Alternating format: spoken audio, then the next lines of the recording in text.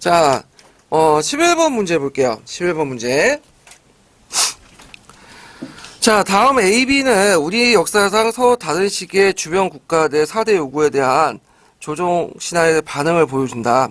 각각의 주장에 인해 초래되었거나 그의 반발에 대한 변란을 쓰고, 그 다음에 그 A의 두 사대간의 바탕을 이룬 생각을 각각 한 줄 이내로 풀어 쓰시오. 이렇게 했거든요. 자, 이거는 고려시대와 조선시대의 사대간에 된 거예요. 그래서 고려시대 같은 경우에는 일종의 그 이소사대 원칙에서 사대 정책이죠.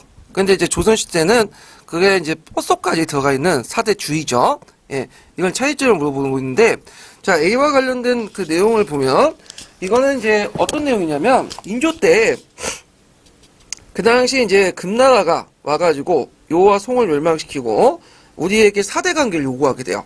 그러니까 이제, 이거에 대해서, 대부분 신하들은 반대했어. 왜냐면, 여진족은 예전에 고려를 부모의 나라로 섬기고, 어떤 사실들, 그의 사대 관계 요구를 이제 반대했거든요. 근데 이제, 그 당시 실권자였던 이자겸은 자신의 권력의 안위를 위해서는 뭐냐면, 사대 관계가 필요하다. 그래서, 그 당시 이제 금나라 요구를 받아들였죠. 그때 이제 내걸었던 논리가 뭐냐면, 이소사대, 작은 나라가 큰 나라를 섬기는 건 당연한 거고, 그 당시 이제 이걸 바탕으로 형세운적 사대관을 펼쳤다. 예. 그 다음 형세운적 사대관은 뭐냐? 내용을 쓰라고 했잖아요. 그래서 중화의 개체는 불변한 게 아니라 그때그때마다 다르기 때문에 형세에 따라 사대의 대상이 달라질 수 있다. 그래서 이걸 내세워서 이제 형세운적 사대관에서 금을 섬길 수 있다. 예전에 뭐 요와 송을 섬긴 것처럼 우리도 금을 섬길 수 있고, 이런 사고 방식이 이제 고려 후기 때도 보이죠. 원나라 섬기는 방식이 이제는 이소사대의 원칙을 내세웠죠. 그래서 이런 것들을 이제 볼 때 사대를 일종의 정책으로서 이용했다. 그래서 우리가 유지할 때는 사대하는 거고, 안 할 수도 있고, 그리고 사대의 대상도 달라질 수 있는 거죠. 예, 이런 것들을 이제 기억을 해두시면 되고요. 자, 근데 이에 반해서 이제 조선의 사대가는 좀 약간 좀 다르죠. 예. 자, 이걸 이제 대표적으로 볼 수 있는 게 비와 관련된 사료인데요. 이 비 사료는 뭐냐면, 그 당시 이제 그 용골대, 그러니까 청나라 사신 용골대가 그 이제 그 청나라 황제의 즉위 사실을 알리고, 그러니까 이제 통보가 왔어. 그때 이제 용골대가 이제 오니까 일단은 이제 조정안에서는 말이 많았죠. 이거 받아들여서는 안 된다. 근데 이제 용골대가 머물고 있는 그 주변에 조선군을 배치시켜 놨거든요. 근데 용골대가 그걸 어떻게 생각하냐면, 원래는 이제 얘를 죽이려고 배치시킨 건 아니고, 주변에 이게 이제 사신이 왔으니까 예의상 이게 호를 내주려고 배치시켰는데, 이걸 보고 용골대가 자기 죽인 줄 알고 도망을 쳤어요. 도망쳤는데 이제 거기에 애들이 와가지고 막 돌 던지면서 저 오랑캐놈 쟤놈 하면서 욕하고 그랬나봐. 그러니까 이제 이 소식을 들은 이제 청나라 황제가 열받았겠죠. 그래서 너희들 사신 2명, 아니, 사절단 내가 청나라 즉위하는데 와라. 그래서 어쩔 수 없이 이제 보냈어요. 그래서 조선 사신을 보냈는데, 조선 사신이 갔으면 이제 309개고라 해서 이제 3번 절하고 이제 9번 좋아지는 게 있잖아요. 그걸 해야 되는데 꼿꼿이 뭐냐면 머리를 딱 들고 가만히 있는 거야. 그러니까 홍타치 좀 열받죠. 자기 즉위시하는데 인사도 안 하고 예의도 안 차렸으니까 불러놔서 이제 공장 때리고 보내면서 국서를 보낸 거야, 같이요. 근데 이제 국서가 어떻게 내용이 뭐냐면 너희들 와서 우리한테 사죄해라. 명나라 배신하고 우리한테 와라. 그 내용인데, 그 사신이 가다가 이제 이걸 그대로 그 인주한테 전해주면 제가 죽을 것 같으니까 갖다 버린 거예요. 그러면서 이제 이게 이제 근사실이 알려지면서 이제 열받아가 홍타치가 이제 공격해 들어오고 오죠. 그러니까 이걸 볼 때 좀 그때 유연하게 외교 전술을 했으면, 정책을 했으면 전쟁을 피할 수 있었어요. 왜냐면 청나라 일절 때는 조선을 정복할 마음은 없었거든. 왜냐면 명나라를 견제하기 위해서 조선을 자기 편 끌어들이는 마음이 있어도 조선이라는 나라를 정복할 마음이 없어. 왜?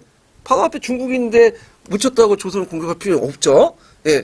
그래서 이런데 그때 내걸었던 논리가 뭐냐면, 명나라는 어떤 나라야? 제조지은의 나라고 부모의 나라는 거죠. 그 때문에 도저히 버틸 수 없다. 배신할 수 없다. 이거는 조선 전기 때의 어떤 사대관보다 더 심하던 거예요. 그래서 조선 전기 때 같은 경우에는 그 신하 관계죠. 군신 관계야. 그러니까 명나라는 국왕의 나라고 조선은 뭐예요? 신화의 나라죠. 근데 인주연을 거치면서 제조지연이 강해지면서 또 성리학적 관계가 더 강해지면서 명분들이 강해지면서 이제는 뭐가 되는 거야? 명나라는 부모의 나라가 되는 거야. 부모와 군신은 다르죠. 자식과 부모 관계와 그 다음에 군신 관계는 달라. 군신 관계는 상황에 따라 달라질 수 있는 거야. 충은 버릴 수 있는 거죠. 예. 근데 효는 버릴 수가 없는 거야. 천륜이잖아. 이거는 절대적인 거죠. 그렇기 때문에 이런 식으로 했기 때문에 그걸 융통성 있게 뭐냐면 대응하지 못하고 결국엔 어떻게 해요? 청나라에 침입받고 많은 고통을 얻으면서 이제 백성들이 많은 피해를 입었던 거죠. 그래서 외교 정책의 중요성 이런 것들이 상당히 중요하다는 거죠. 그래서 외교를 할 때는 어떤 명분도 중요하지만 실리도 상당히 중요하다는 걸 이제 파악할 수 있는 거죠. 예. 그래서 지금 보면 되게 답답해요. 조선 후기 때 그 외교 정책 보면. 근데 지금도 보면 제가 말을 안 하겠지만 답답한 게 많아. 그 미국이나 뭐 핵무기 같은 거 있죠? 핵무장 같은 것들 보면 좀 답답한 거 많은데 뭐 이런 거는 생각할게요. 잘못만 했다면 또 어떻게 될지 모르니까. 예. 자, 그래서 이제 여기에서는 고조와 조선시대 때의 그 4대 정책의 차이점 이런 것들 좀 파악을 해두시면 되고요. 자, 그 다음에 제가 이제 뒤에 넘어가서 11번 문제 보죠. 11번 문제는 그 당시 이제 예송농직, 그 다음 한국정치 그 관련된 내용인데, 자, 여기 보면 보기는 붕당의 집권 과정에서 나타난 것이다. 각 붕당이 집권하게 된 계기를 옳게 설명한 것은 이렇게 있는데요. 자, 일단 북인에서 이제 서인까지 넘어가는 것은 그 무슨 반정, 인조 반정이죠.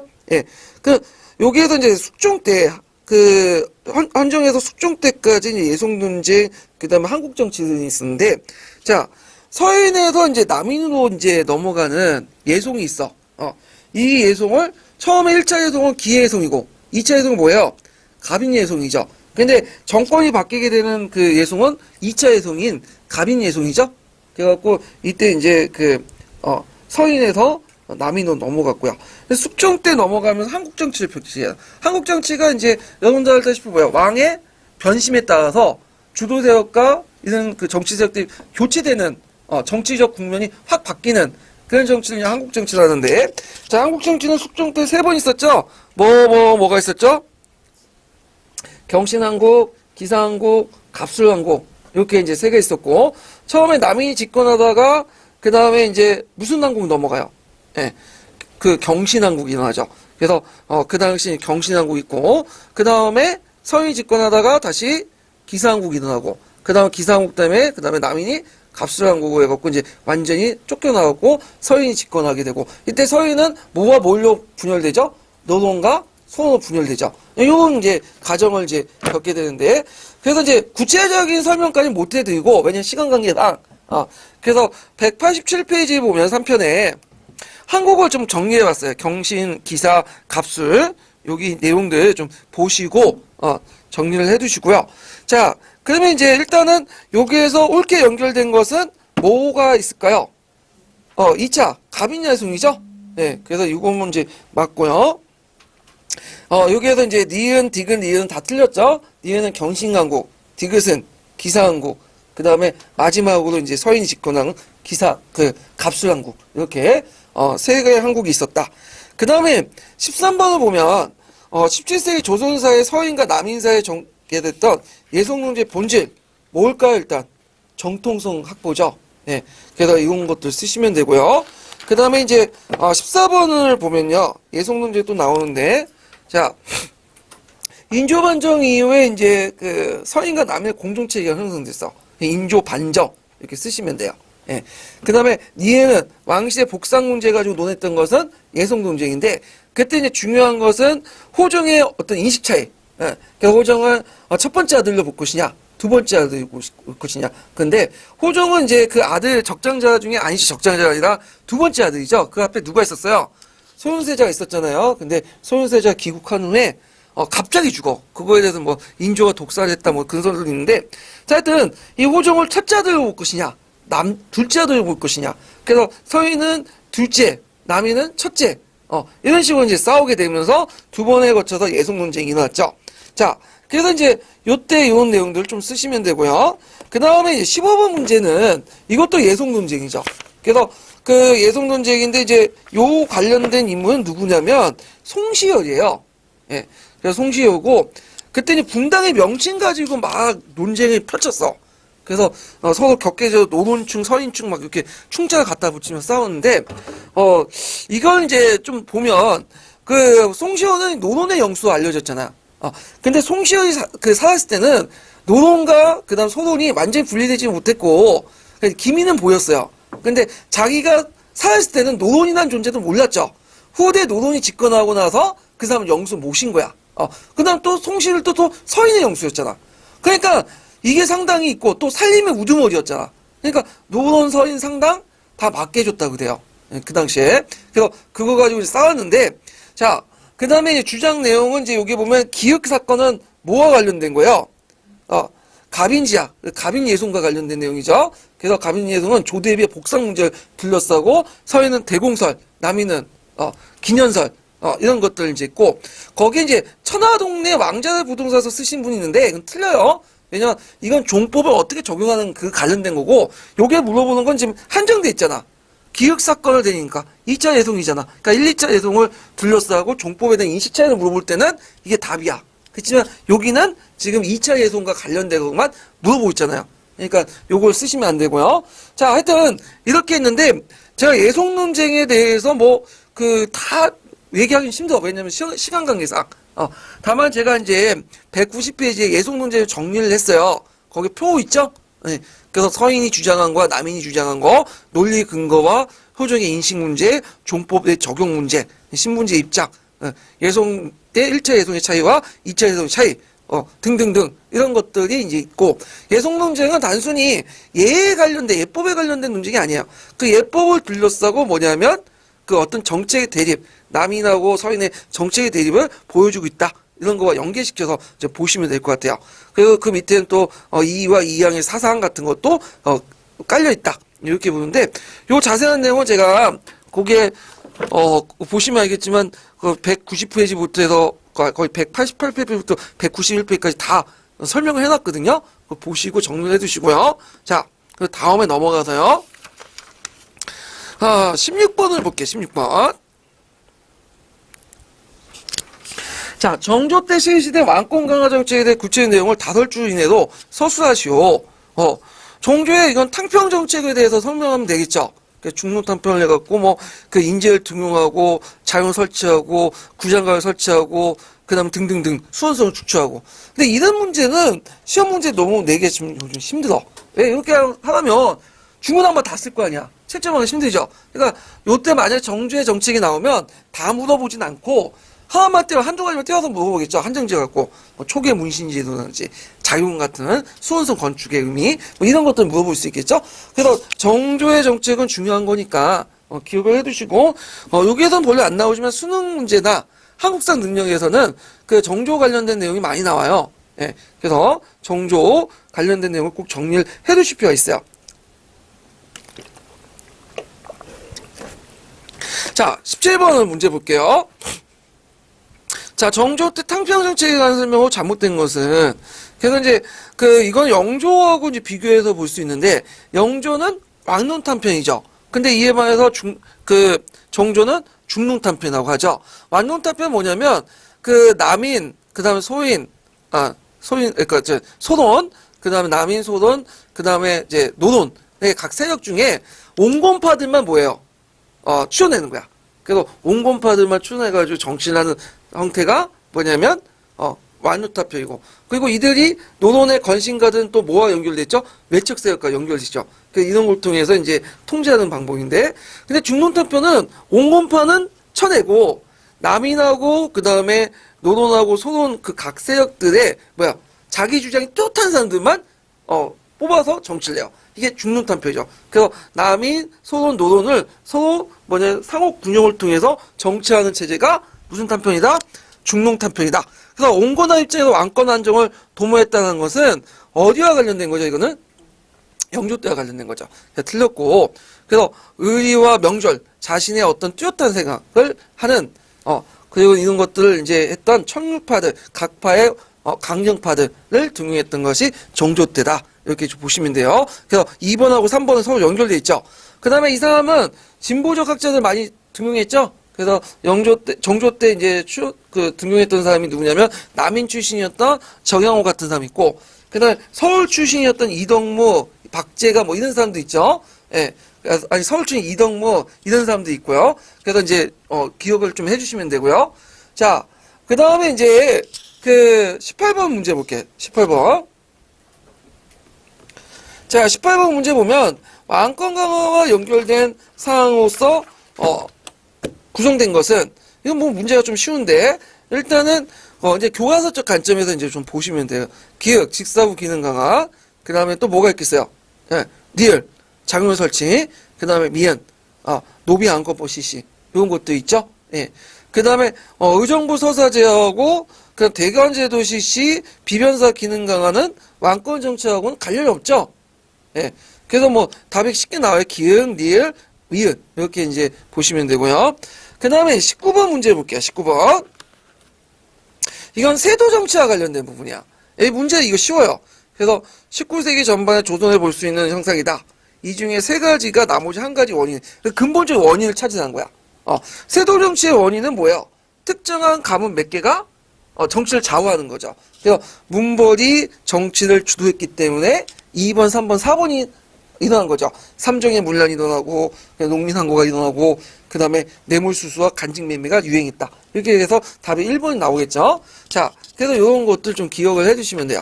자, 그 다음에 이제 제가 뒤편에 그 196페이지에 세도 정치의 특징들을 쭉 해갖고 정리를 이렇게 표를 만들어놨거든요. 제가 만든 건 아니고 그 공무원 시험에서 뺏겼어. 그래서 좀 보시면 되고. 자, 그 다음에 뒤에 넘어가서 그 정치 조직과 군사 제도를 이제 볼게요. 예. 특히 이제 여기에서 이제 좀 볼 게 뭐냐, 비변사하고 군사 제도, 조선 시대 때 군역 제도 변천 이런 것들 되게 중요하거든요. 이걸 좀 눈여겨서 보시면 되고요. 될 것 같고요. 그러면 이제 그 첫 번째 문제 볼게요. 07년 기출 문제인데, 자, 이건 이제 뭐와 관련된 거냐면 중종 실력과 관련된 내용이에요. 그래서 이제 그 한문 해석 부분에 보면 지사 홍숙이 아래기를 군사의 원망과 고통을 가연 더욱 심합니다.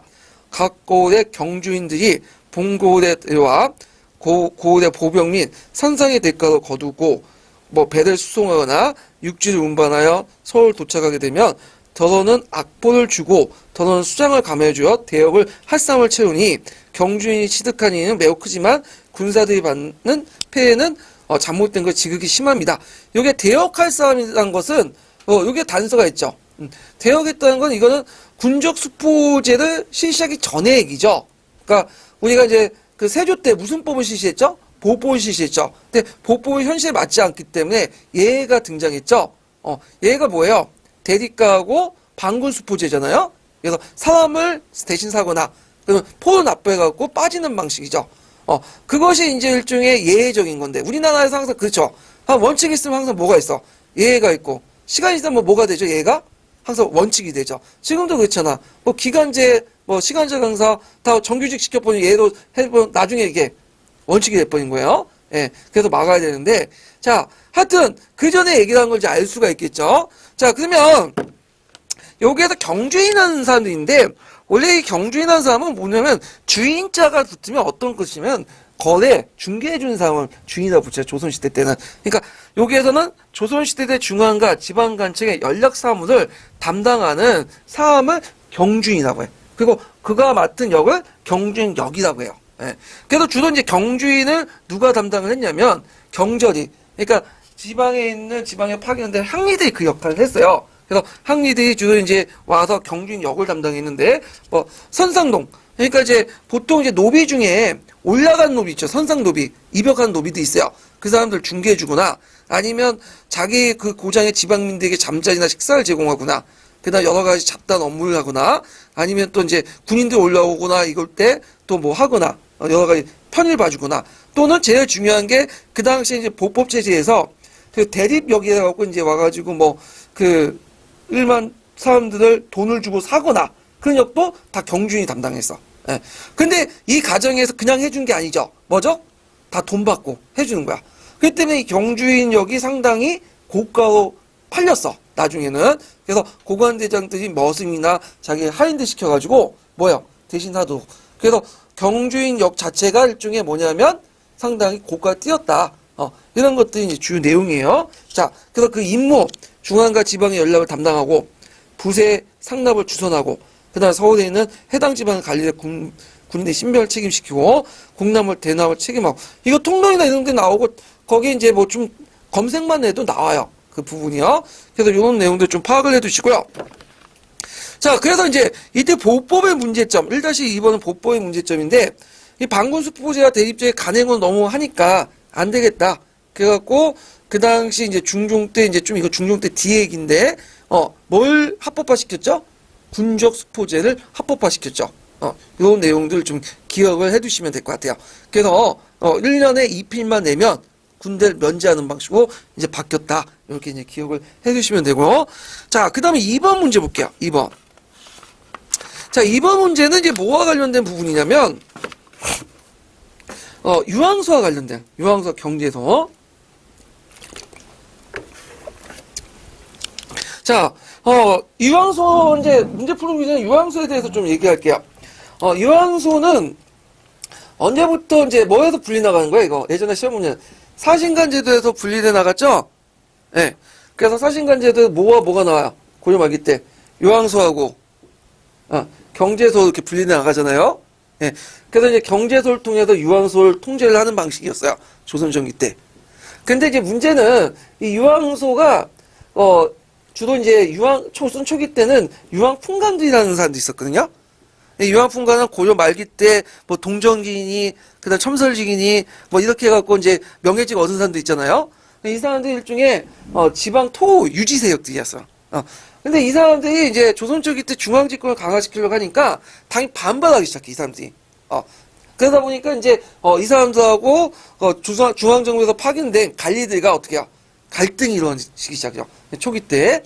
그래갖고, 유황풍관 중에 마음에 안 들면, 그 관리를 죽여. 그래놓고 중앙에 어떻게 보고하냐면, 이때 뭐 귀신에 놀래가지고 막 죽었다. 이런 식으로. 그래서 전설에 보면 뭐, 수령들 많이 죽어 나가잖아요. 되게 어느 시기야? 이 조선 초기 때문이야. 예. 자, 그래서 초기 때는 이 유황풍관하고 그 다음에 중앙에 내려온 뭐와의 갈등이 있었죠? 이 중앙 권력의 관리들과, 수령들의 갈등이 있었어. 그래갖고, 그것 때문에, 조선 초기 때, 한 번 몇 번에 거쳐서 유황소 확파 복선이 또 일어나요. 그래서 그 표에 보시면, 자, 태종 6년 때는, 유황소 확파되죠. 그래서 이제 수용권을 강화해서 유황풍관들을, 억압하고, 그 당시 항리들 또 처벌하는 그런 법들을 만들고, 그러다가 이제, 세종 10년 때 또 유황소를, 복설하죠. 다시 만들어서, 경제소를 통해서 유황소를 가난하게 하고요. 그리고 또 세종 때는 뭐야? 유황소를 또 폐지하죠. 그 계기가 됐던 난이 뭐예요? 이시의 난이죠.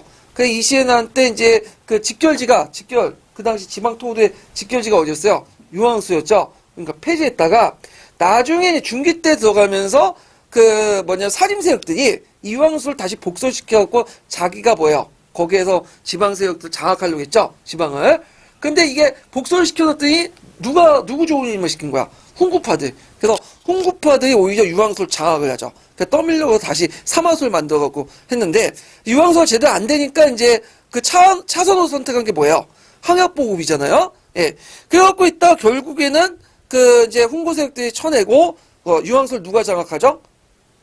사림들이 장악을 해요. 그러다가 조선 후기 때 들어오면서 이제 유황소가 경제에서 확파된다면 이름이 뭘로 바뀌어요? 여기를 향청으로 개칭되죠. 왜냐면 한약이 실시한 곳이기 때문에. 그래서 나중에 이제 18세기 넘어가면 17세기 18세기 넘어가면 이게 유황소 향청을 둘러싸고 항임심을 둘러싸고 또 싸움이 일어나죠. 뭐예요? 구황과 시황과 싸우면서 향진이 나잖아. 그러면 유황소라는 공간은 단순히 지방의 하나의 이제 자치기구라고 뿐만 아니라 그 안에서 권력 투쟁의 장이었다는 거죠. 그래서 조선 초기 때는 뭐와 누구의 싸움? 중앙 권력하고 유황풍관의 싸움. 이렇게 일어나고, 그러니까 제지세력과의 싸움이 볼 수 있고, 두 번째, 조선 중기 때는, 훈구파하고 사림파의 다툼. 그 다음에, 조선 후기 때는 누구와의 대립이에요? 신양하고 구황의 대립. 이렇게 이제 볼 수가 있겠죠? 그러면, 요 사료를 좀 볼게요. 일단, 문제 사료를 보면, 가하고 나에 들어갈 것은 유황소와 경제소인데, 일단 시기를 정확히 파악을 해둬야 돼요. 자, 거기에 태종실록, 그 다음에 성종실록, 성종실록 이렇게 있죠. 그럼 첫 번째는 조선 초기 때 내용이고, 그 다음에 두 번째, 세 번째 내용은 조선 중기 때 내용이죠. 예. 그러면 여기 보면, 자, 기획을 요청한 거. 자, 조선 초기 때, 그 태종 때 협파를 한번 당했죠. 협파를 왜 했을까요? 요걸 수정권을 심사하는 반직권적 토호세력 강화. 여기 써야 돼. 아니면 수령의 능멸 행위가 자주 일어났기 때문에. 이렇게. 여기에서 만약에, 그 당시 협파를 이제, 할 때, 뭐, 이시의 난, 이렇게 쓰면 맞을까요? 틀릴까요? 틀리죠? 왜냐면, 요건 태종 때야, 지금. 성종 때, 그 세조 때 얘기가 아니라, 좀 기억을 정확히 해 두셔야 돼요. 어떤 분은 그 사조의 내용을 보면, 백성들이 침탈한 걸 백성이 침탈하기 때문에 혁파했다. 이렇게 쓰신 분 있는데, 이거 맞을까요? 틀릴까요? 이거 틀려요. 사조에 있는 내용을 그냥 쓰시면 안 되죠? 항상 조선시대 때 어떤 거 없을 때 항상 명분이 뭐예요?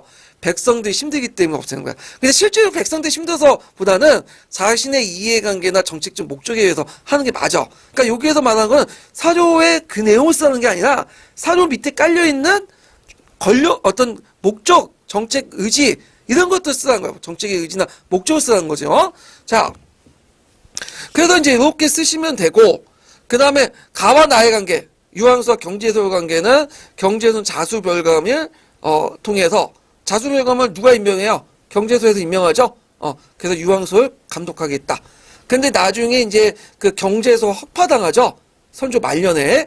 그러면서 이제 자수별감은 어떻게 선발하냐면 명목상원은 누가 선발해요? 임명하냐면 그 관리가 임명해. 그렇지만 실제로 누가요?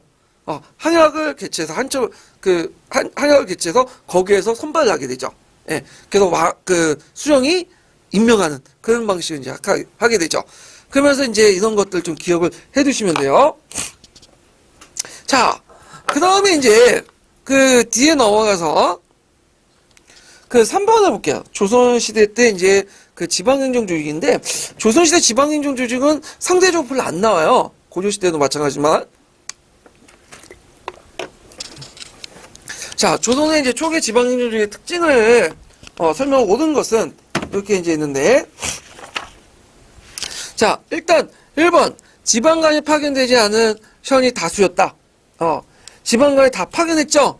네, 그래갖고 이건 고려시대 때 얘기고, 그래서 고려시대 때는 석군들이 많았다고 했잖아요. 주현과 주변보다. 자, 2번은 지방행정 단위는 육방조직을 갖췄다. 자, 여기에서 이제 조선시대 때 항리조직은 육방조직으로 군출. 왜냐하면 육방이라는 거는 여러분들 아시다시피 이방, 호방, 형방 이런 것들이 있죠. 그래서 이런 육방조직을 갖췄고요. 조선 전기까지는 호방이 육방의 수석 항리였어요. 근데 이제 나중에 이제 조선 후기 때는 우리가 아는 이방이 수석 항리가 되죠. 예. 자, 그리고 3번은 경제사 유황사 통합하여 사신관을 두었다. 이건 잘못된 거죠. 사신관이 뭐와 뭘로 분해된 거죠? 경제소와 유황소와 분리된 거죠.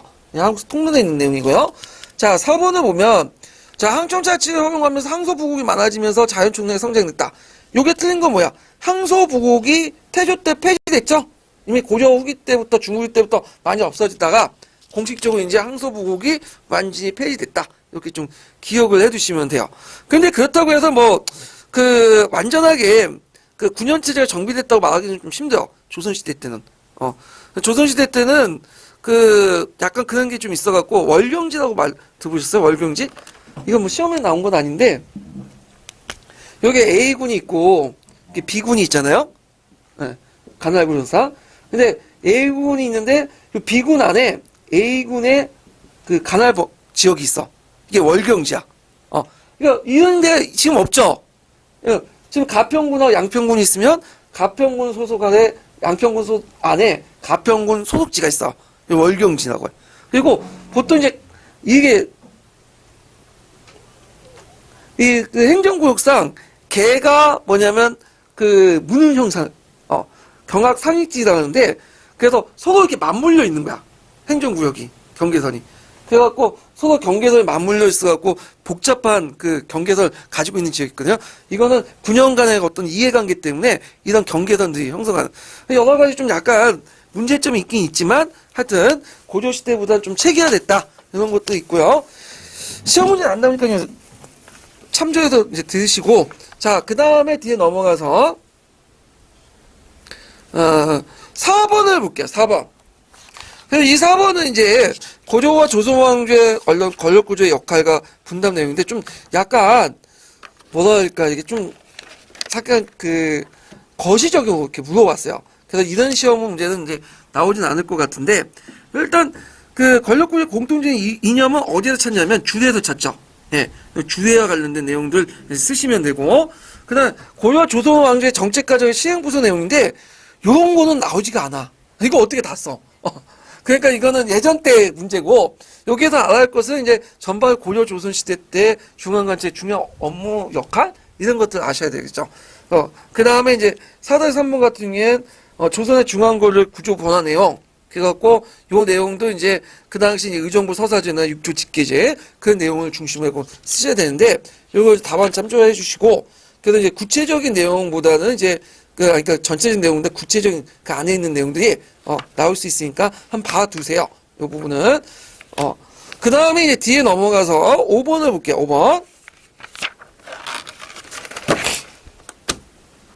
자, 그 다음 도표는 18세기 말부터 19세기 거쳐서 문과급제 및 주요 간직별 성관군의 분포 실태를 나타난 것이다.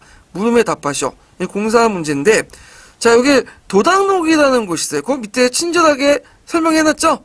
자, 문과급제는 그 밑에 보면, 비슷비슷하죠? 가문불로, 다양한 가문들이 선발되는 거 있는데, 이 도당록이나 아까 치면 이제 홍문록을 바탕으로 해서 그 의정부에 모여서 논의할 수 있는 곳이 있는데, 도당록에 나와 있는 이제 고위직 관료나, 당상관, 비병사 당상으로 가면서 특정한 15개 성관들이 주요 관직들 다 독차지한다는 걸 볼 수가 있죠. 이런 것들은 그 당시에 세도 정치기의 모습을 볼 수 있죠. 특정한 가문들이 높은 간직 올라가면서 간직을 독점하는 그런 형상들을 보여주고 있다. 자, 그래서 이와 같은 그 도표들이 형성된 초대한 정치 형태가 무엇이며, 자, 정부 내 권력기구의 변화를 20자 이내에 쓰시오. 무슨 정치를 써야 되죠? 세도 정치. 그리고 권력기구의 변화는 의정부 6조에서 점차 비변사 이동해. 물론 비변사는 예전부터 했지만 더 강화됐다. 이렇게 이제 보시면 되겠죠. 자, 그 다음에 이 시기 때 삼남 지방에서 밀란이 표출되죠. 그래서 박규세 건의로 만든 것이 그 유명한 삼정 이정청이죠. 그래서 그거 쓰시면 되고, 그 당시 지방세계 아까 설명한 그 당시 이제 항총 지배권을 둘러싸고 신양하고 구양 간 싸움이 나죠. 이게 뭐예요? 향전이죠. 요거 쓰시면 돼요. 그래서 이제 그 항전 부분은 좀 자세히 또 문제가 나올 수 있으니까 그 한국사 특강, 구특강 있죠? 그 내용하고 거기 요즘에 심푸셈인가? 그 심푸셈 보면 좀 더 자세히 나오더라고요. 예. 그럼 뭐 그것까지 나올 것 같진 않지만 한번 참조 삼아 보세요. 예. 자, 그래서 있고, 그 다음에 뒤에 넘어가서 자, 6번 문제 볼게요. 6번. 자, 6번은 뭐와 관련된 부분이냐면 비변사 관련된 부분이야. 그래서 이곳은 비변사인데, 자, 여기에도 뭐 도제주가 있고, 그 다음에 이제 거기에 쭉 읽어보시면 유상당상이 있고, 그런 예견당상 등등 있죠? 이건 다 비변사와 관련된 간직 조직이죠. 예. 그래서 이제 여기에서 이제 보는데, 자, 그럼 문제 한번 풀어볼게요. 비변사 관련된 부분. 자, 밑줄에 이곳에 대한 설명 옳은 것은 전제개혁에 대한 반대 세력의 저항을 억압하기 위해서 고조 말에 처음 만들어졌다. 아니죠. 예, 이 비변사는 언제 만들어졌어요? 예, 그 당시 이제 비변사 관련된 내용은 이제 그 뒤에 잠깐 보시면, 이걸 안 적어놨네. 예, 비변사는 중종 때 처음 만든 거죠. 그래서 외구 침입을 막기 위해서 하고, 언제 상사가 됐죠? 명종 때, 을묘외변 때 상사가 된 거잖아요. 그러다가 이제 임진왜란 계기로 해갖고 뭐예요? 중요 기구로서 이제 부각이 되는 거죠. 그래갖고 이제 요런 내용들을 이제 좀 기억을 해두시면 되고요. 자, 그래서 이제 이런 내용도 있고, 그 다음에 이제 2번을 보면 고종이 즉위한 후에 담당했던 업무를 의정부와 상공부로 분속됐죠. 예. 근데 이제 의정부와 상공부 분속됐는데 어떤 책은 의정부 상군부 분속됐다는 견해도 있고, 그 다음에 이제 뭐 어떤 책에는 협파됐다는 내용이 있어. 어느 게 맞을까요? 둘 다 맞아요. 의정부와 상군부 분속됐다가 나중에 어떻게 돼요? 혁파되죠. 그래서 요런 내용도 이제 같이 알아두시면 될 것 같아요. 그래서 답은 뭐냐면 이게 맞는 거니까 이게 2번이죠. 자, 3번을 볼게요. 3번. 아이고, 잠깐만요.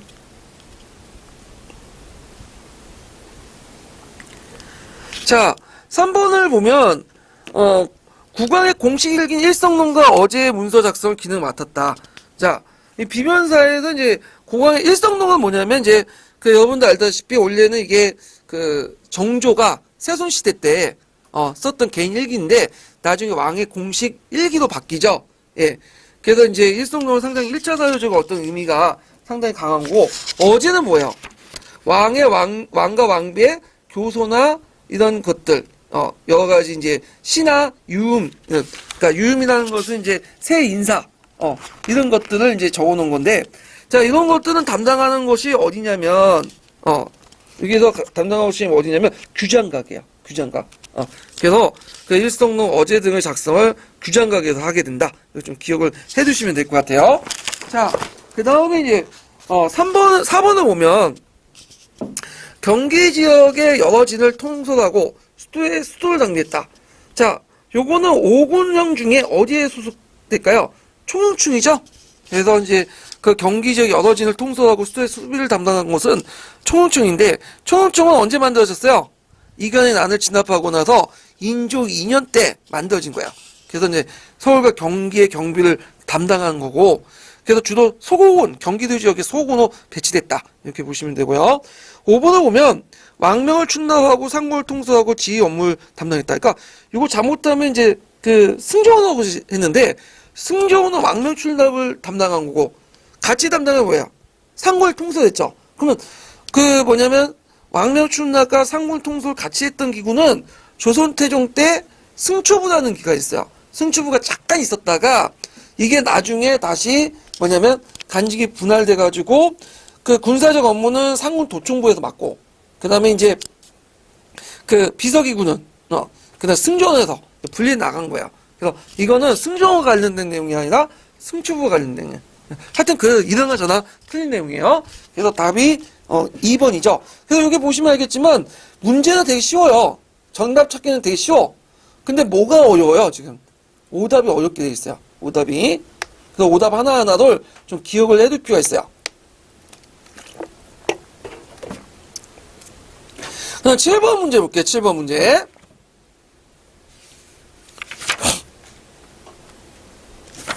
칠 번 문제인가? 이게 6번이죠. 근데 이게 좀 잠깐만, 이게 맞나요? 6번이고 그 다음 7번인데 제가 3편에 이렇게 답을 잘못 적어놨네. 적어놓은 게 아니라 번호를 잘못 적어놨네. 번호가 그 6번으로 되어 있거든요. 3편을 보면 6번이 두 개 있잖아요. 네. 뒤에 6번을 7번으로 곤치세요. 네. 그 본편도 요약본도 아마 그렇게 된 것 같긴 한데, 되어 있어요? 네. 7편 7번 문제 쓰시면 되고, 자, 그러면 문제 풀어볼게요. 조선 전기 때 군사제도와 관련된 건데, 자, 일단 4번은 아니죠. 4번은 왜 아니겠어요? 조선 전기죠. 근데 이거는 조선 후기잖아요. 일단 배제하고 16세기 이전 거를 물어보고 있는 거야. 자, 조선 전기 때는 초창기 때는 무슨 제도냐면 봉족제요. 봉족제. 그러다가 이제 세조 때 뭘로 바뀌죠? 세조 때 보포 바뀌죠. 이런 걸 이제 염두에 두시는데, 일단 보면 1번은 정남 삼명이 일부로 하여 정부를 돕는 방법으로 정비됐다. 이건 틀렸어. 예. 왜 틀리냐면 보라는 개념 있죠. 보. 이건 보라는 개념은 그 언제부터 나와요? 이거는 보법 때 나온 거예요. 그래서 보통 그 군호 2호를 임의적으로 묶은 게 1보죠. 그래서 거기에서 이제 뭐냐면 정군 한 명을 보조해 주잖아요. 그러니까 보라는 개념은, 보라는 단위는 언제 나왔다? 보법이 나오니까 이건 틀린 거야. 그러면 이 봉족제는 뭐냐? 봉족제는 그 뭐냐면 조선 초기 때 이제 실시한 제도인데, 이 봉족은 이제 크게 뭘로 나누냐면 그 경제적으로 보조해주는 보인가 봉족이죠. 그다음 봉족하고 그다음에 실제로 이제 가는 정병원 하나 군대를 가는. 근데 이제 정병을 이제 군사적 원조를 해주는 건데 경제적으로 되게 이제 몇 명을 묶냐면 자연호 기준으로 하고 3명을 묶어가지고 보조를 해줘요. 그러니까 이제 3명을 가지고 묶어주는데 그래서 그걸 하나의 군호로 둬. 그래갖고 거기에 이제 그 뭐냐면 장정 1명을 배치하고 이 군호 1명당 3명의 장주를 그 군호 1명당 이렇게 해가지고 요게 이제 뭐냐면 3명의 장중을 배출한 다음에 그 중에 이제 뭐냐면 1명은 군대 가고 2명은 뭐야 보조해 주는 거야. 이런 식으로 이제 하는 건데 이게 상당히 그게 뭐냐면 그 문제가 있는 게 뭐냐면 기준이 자연호예요. 자연호. 그럼 자연호 안에는 그 뭐냐면 어떤 집안은 장정이 뭐 3명 있는 집안도 있고 어떤 집안은 1명 있는 집안이 있고 어떤 집안 10명 있는 집안이 있잖아. 10명 집안은 뭐야 이거는 지방의 그 유지들이겠죠. 유지들. 그래서 자기 예속민들 거기 집어넣을 수 있는 거 아니에요? 그래갖고 그 교회는 A 집안, B 집안, C 집안 여기 있어요. 그러면 이걸 하나 묶어가지고 1명씩 배출하는 거야. 1명씩. 그럼 어떤 문제점이 있어요? 그러면 병역을 담당하지 않는 여정들이 많겠죠. 그러면 양인 개병이 제대로 실현되지 못하는 그런 문제점이 있는 거죠. 그리고 원래는 이제 정병을 발출한 집안하고 그 다음에 이제 여기에서 그 봉족들도 되게 기본 전제가 뭐냐면 토지를 가지고 있는 사람들 하는 거야. 왜냐면 정근대 시대 때는 뭐 군사적 원조나 할 때나 군대 장비 갖출 때는 일정 경제 기반이 있어야 돼. 그러니까 소장농이나 이런 사람들은 여기에 안 들어가요. 군역을 면제를 받은 거고, 되게 자장농 이상급만 한 건데, 실제로 그 당시에는 이제 그 지방 유지들이 자기의 군역을 누구한테 부담을 시키냐면 그 밑에 소장농들에게 부담을 시켜버린 거야. 그리고 나서 자기가 이제 정병원 이제 나간다고 해놓고는 그 명목으로 많은 걸 뜯어내는 거야. 그래서 여러 가지 사회적 문제들이 형성됐거든요. 그래서 안 되겠다. 그래서 어느 정도 16세기 이제 넘어가면 15세기 넘어가면 이제 세조 때 들어가면 이제 농업 생산도 올라가고 소장농도 나름대로 이제 뭐냐면 경제적 부담을 할 수 있겠다. 그래서 호패법을 먼저 실시해서 장정을 파악하고 나서 실시된 게 뭐죠? 보법이죠. 그래서 보법 같은 게 여정 없이 아예 뭐예요? 아까 얘기했죠. 보를 기준으로 해갖고 2호로 해갖고 그 보인호 만들죠. 그리고 그 뭐냐면 학명의 정병들을 보조해주구나. 물론 이때 정병은 이제 그 기종에 따라 좀 보조 내용이 다르죠. 보인수가. 그래갖고 완벽하게 여정 없이 군역에 평준화를 깼다. 이런 것들 특징이에요. 그러다 보니까 또 문제가 뭐야? 군역을 너무 많이 다는 요역을 담당하는 사람이 없는 거야. 그러니까 군발이 돼 뭐가 된다? 유효화 형상, 군역이 유효화 형상 이라는 여러 가지 또 문제점도 일어났고 또 농번기 때 많은 사람들이 다 군역을 가버리면 농사는 누가 지어? 그런 것도 문제가 생기겠죠. 자, 그래갖고 이런 것들 때문에 이제 있는데 하여튼 이런 것들 특징이라는 걸 좀 기억을 해주시고 그 다음에 봉족 때는 기본이 호예요, 인이에요. 보통 우리가 이제 군역을 할 때 인이라고 하잖아요. 근데 봉족 때는 호예호. 보통 우리가 이제 군역하면 인으로 생각하죠. 이거는 보법 때 이후고 실제로는 그 봉족 조선 초기 때는 호를 기준으로 한 거야. 그러니까 이 봉족제는 그 양인개병제와 인중심의 어떤 군역제로 넘어가는 어떤 시기에 있었다? 가독의 시기에 있었다. 이렇게 이제 기억을 해두시면 돼요. 그래서 자세한 내용은 제가 여기에다 다 설명해 놨거든요. 그래서 이제 기출문제 분석을 이제 참조를 해주시고요. 이런 것들 좀 기억을 해두시면 되고, 자, 그 다음에 어디까지 했어?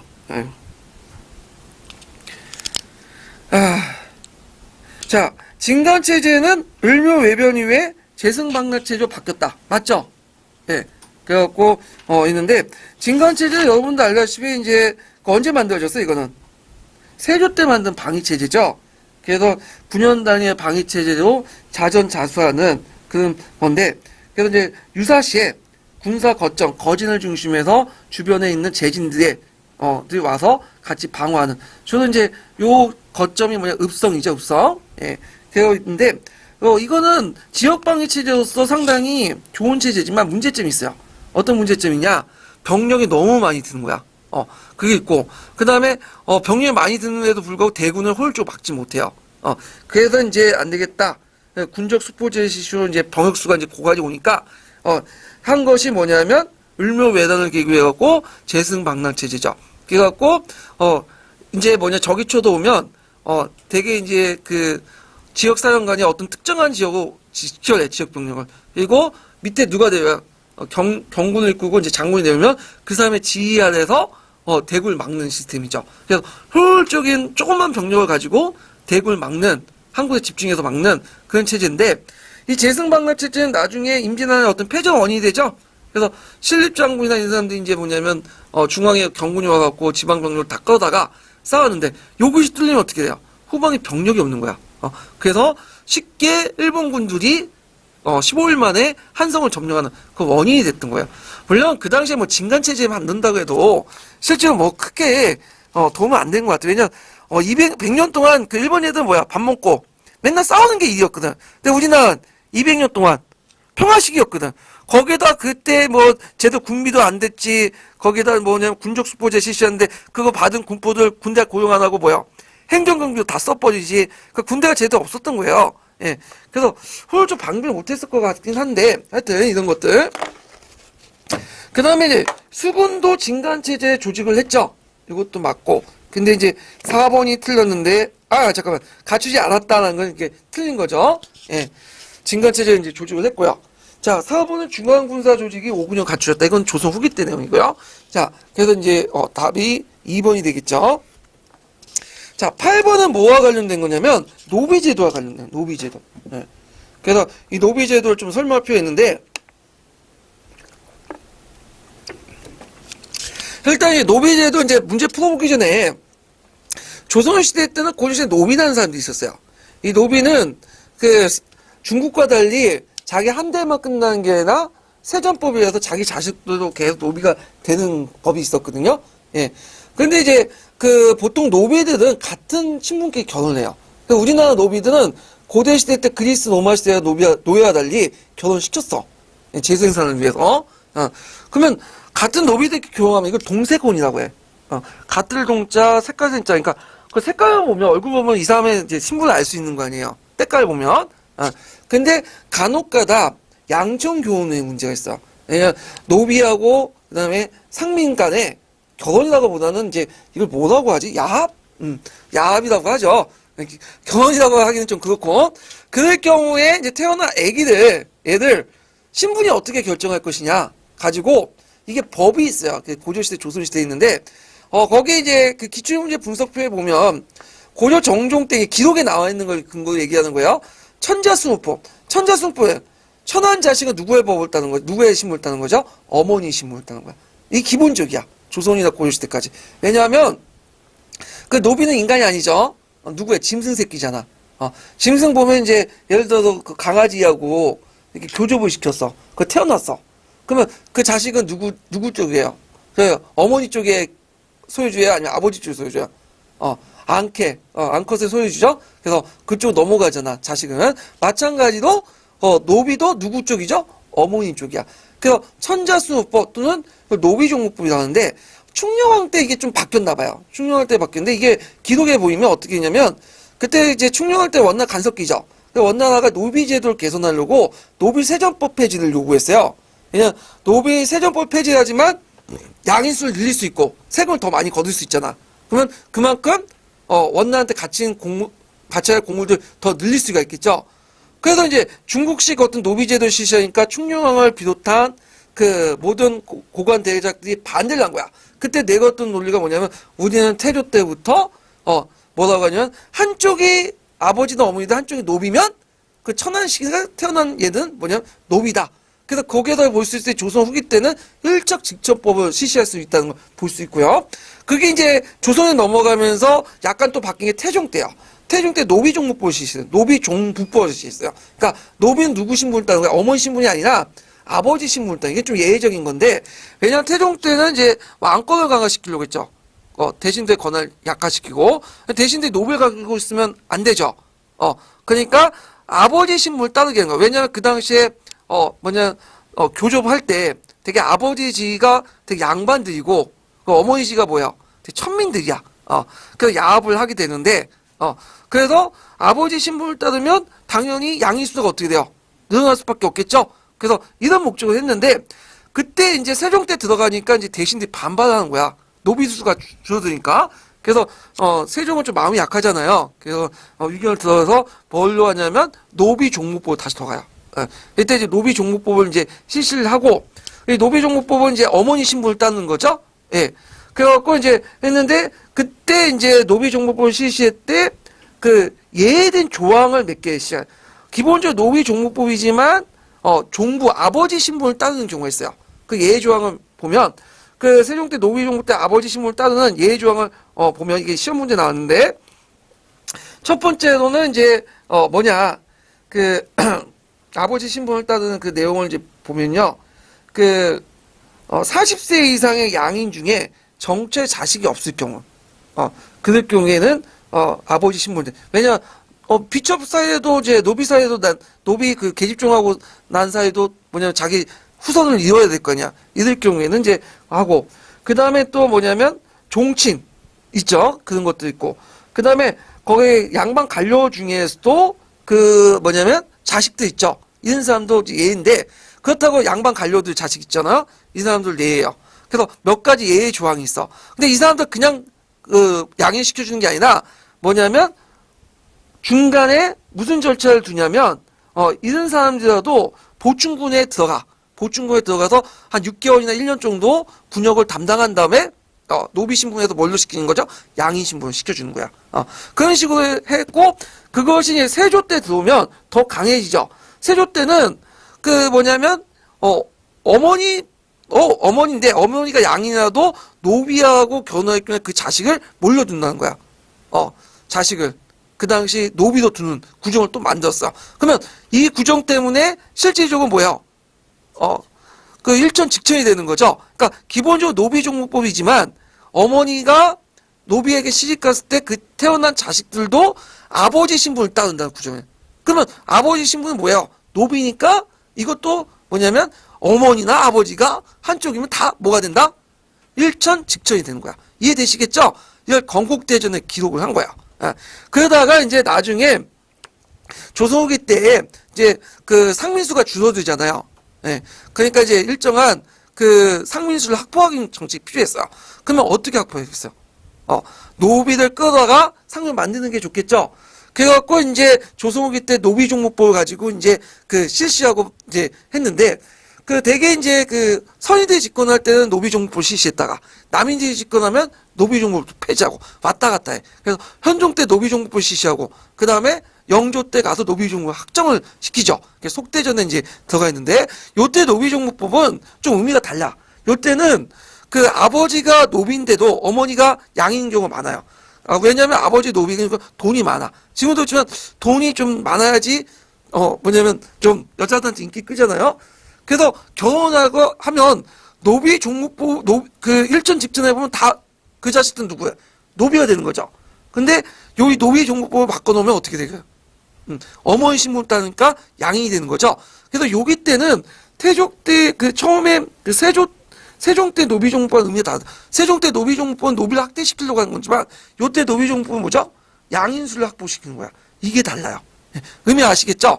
그때 이제 뭐냐면 법을 고칠 때 어느 걸 하냐면 일천 직전법 때 그 단서 조항 있죠? 노비 종목법의 단서 조항을 없애버린 거야.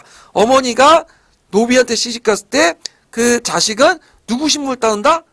아버지 신분을 따른다는 단서 조항을 없애면서 다시 세종시대 노비 종목법 돌아갔다라는 거 이해를 하시면 돼요.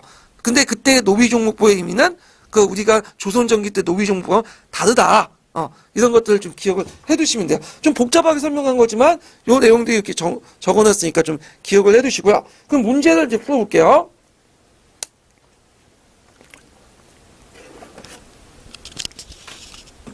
자, 8번 보면 조선 후기 때 가로친 기획을 실시한 배경을 쓰고 기획에 따르지 않는 미추진 니은의 예를 쓰시오. 그리고 미추진 디귿에 해당하는 조선시대 군사조직 두 가지를 쓰시오. 자, 모든 노비는 노비 종목법이라는 말을 들어야 돼요. 실시한 배경 쓰라고 했죠? 그래갖고 이제 요걸 어떻게 하냐? 반개수록이라는 게 단서죠. 반개수록은 누가 썼어요? 유용원이 썼죠. 유용은 뭘 주장하면 그 노비를 지금 당장 없애는 건 좀 힘드니까 노비 종목보 실시를 했어요. 그래서 점차 줄여 나가자. 그래서 노비 대신에 고공을 쓰자, 머슴을 쓰자 이렇게 주장했던 사람이거든요. 그래서 이제 이 유영호에 살았던 시대는 현종 때예요. 현종 때는 잠깐 노비 종목부 실시했던 건데, 그래서 거기 노비 종목법 쓰시면 되는데, 조선후기 때 노비 종목법의 실시는 조선전기 때 노비 종목법 실시와 다른 의미죠. 뭐 때문에 실시했어요? 신분제 붕괴와 양인층의 감소 이렇게 쓰셔야 돼요. 근데 어떤 분은 양인층의 확보라고 썼어. 이건 틀릴까요, 맞을까요? 예, 네, 틀리죠. 양인층의 확보는 뭐야? 정책의 목적이잖아. 이거는 배경에서 썼잖아. 그러니까 양인층의 감소 쓰시면 돼요. 그래서 이게 뭐 저 생각에는 이것도 맞게 해주면 되는데 틀리겠대요. 네. 그래서 이 말이 저 말이나 근데 감소와 양인층의 감소와 그 양인층의 양인층 확보 이 말에 상당히 예민한 비슷비슷한 것 같지만 미세한 그 차이점이 있다. 네. 그리고 있고 그 다음에 기역을 따르지 않은 니은의 예를 드셔. 아버지 역을 따는 경우가 있으니, 그러니까 노비와 어머니 역을 따는 것이 범위나 이거 노비 종목부죠. 근데 노비 종목부에도 예외적인 조항이 있어요. 노비 종부를 따르는 예외적인 조항들 쓰시면 되는데 아까 말한 것처럼 관리나 공신의 비척의 자속이거나 40세 이상의 양인 중에 양처 부인의 자식이 없을 경우에 이렇게 쓰시면 돼요. 예. 그래서 이제 세종시대 때 그 내용을 써야 되는데 다만 이들도 그대로 시켜주는 게 아니라 어디에 입대시켜야 되죠? 보충군에 입대해서 한 1년 정도, 6개월 정도 군사훈련을 받고 군역을 담당하고 나서 해야 된다. 이런 것들 좀 기억을 해두시면 되고요. 그 다음에 군사조직. 이것 때문에 많이 많았어. 군사조직 때문에. 그래서 원래 노비는 군역을 짊어지게 돼 있어요? 안 지게 있어요? 원래 짊어지지 않죠? 예. 그래서 이제 있는데 실질적으로는 조선전기나 후기 때 노비들이 군역을 짊어졌어요. 예, 이건 건국대전에 있는 내용이고 실제 운영은 또 다른 거죠. 그때 대표적인 군대가 잡색군하고 소호군이죠. 예. 근데 그 외에도 뭐 훈련도감도 있고 장용대도 있고 만강대, 인호대 뭐 등등등 여러 부대도 있는데 요게 또 그 당시에 인호대인가요? 인호대가 답이다 이렇게 주장한 분이 있더라고요. 근데 그 인호대는 그 당시에 이제 요게 딱 보시면 알겠지만 산호가 군에 편입된 경우에만 묻는데 인호대는 향리와 공노비도 구성된 부대야. 그래서 요거는 좀 약간 맞진 않은 것 같아. 예. 그래갖고 정확한 잡색군과 소공원도 이제 포함되어 있고, 근데 이거 가지고 뭐 훈련도감도 맞다, 뭐 등등 여러 가지 의견이 있었지만 제가 알려진 그 정보에서는 잡색군하고 소공원이 답이에요. 훈련도감도 있긴 있지만 그 답안에 채점 근거에 안 들어가 있어. 예. 그래갖고 그냥 교과서 통론 정도 수준에서 낸 것 같아요. 예. 그래서 답안을 쓰실 때 항상 이제 머리를 비우세요.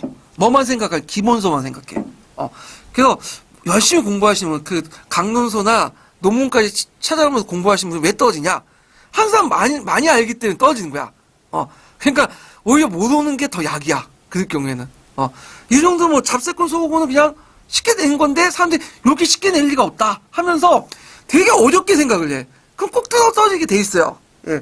그럼 내년에도 똑같은 짓을 똑같이 해요.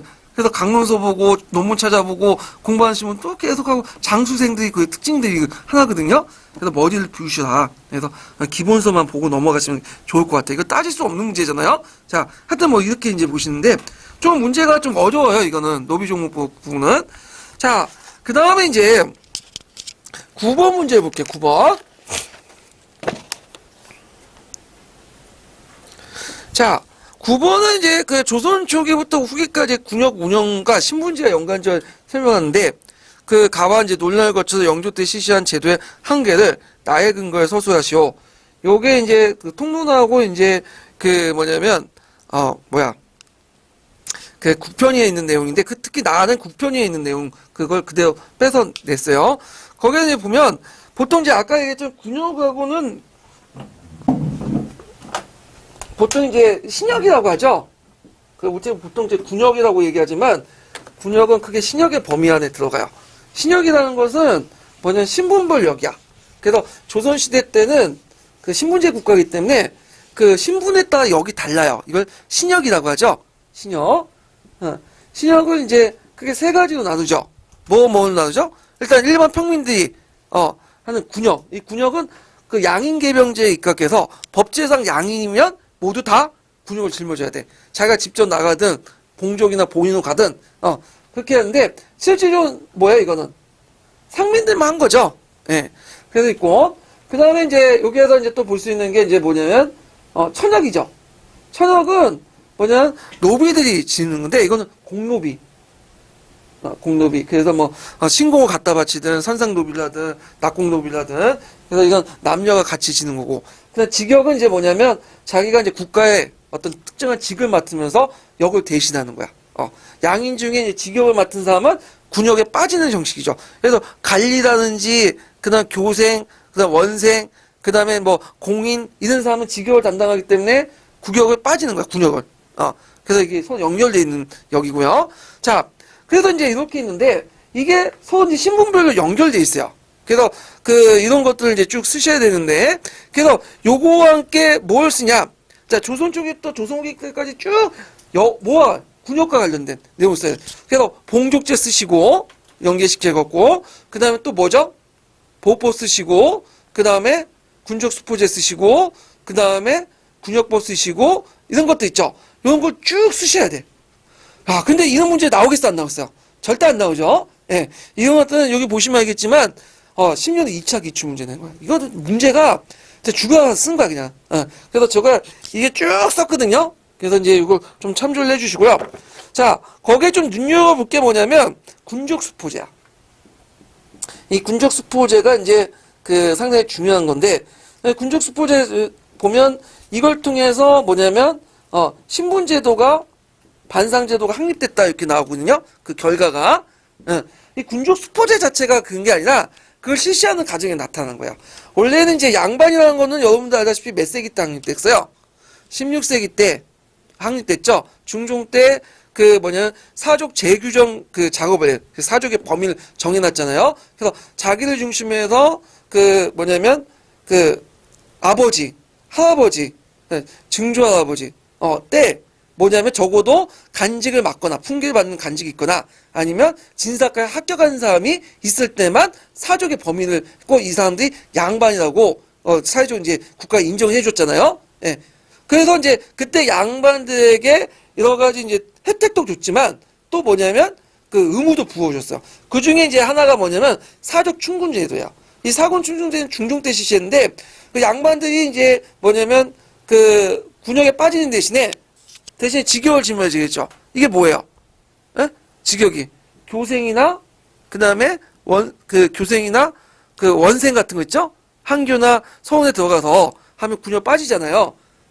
근데 만약 교생과 원생에서 이제 있다가 공부 안 하고 비리비리 했다. 그럼 뭐해? 이 사람 이제 자격을 박탈하고 사족도 뭐냐면 군대 가야 돼. 대표적인 사람은 이순신.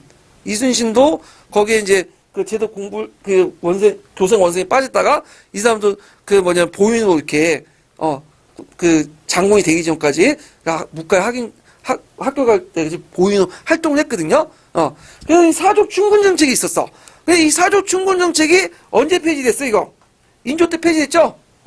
그러면서 이제 사족은 이제 어떻게 돼요? 사족은 그냥 요거 교생의 원생 아니어도 일단 거기에 표에 보시면 유학 후에 호족에 등록돼 있으면 어떻게 해요? 사족을 인정받아서 빠지게 되는 거야.